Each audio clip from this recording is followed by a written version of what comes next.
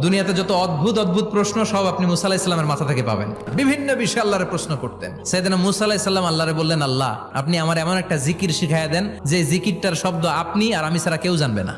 দিনে রাতে সব সময় এই জিকির আমি করব, আপনারে ডাকবো, কিন্তু শর্ত হলো এই জিকিরটা জানবে শুধু আপনি আর জানবো শুধু আমি। আল্লাহ বললেন, মুসা পড়ো লা ইলাহা ইল্লাল্লাহ।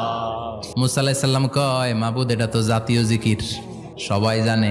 আমি তো চাইছি এক্সেলেন্ট একটা জিকির, কারো কাছে নাই, শুধু আমি জানবো আর আমি পড়বো।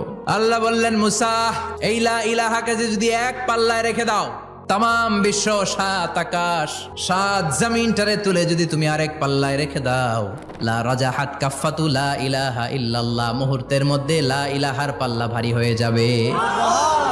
ও মুসা, তুমি যতই এক্সক্লুসিভ জিকির চাও, লা ইলাহার চেয়ে দামি জিকির আমার কাছে নাই।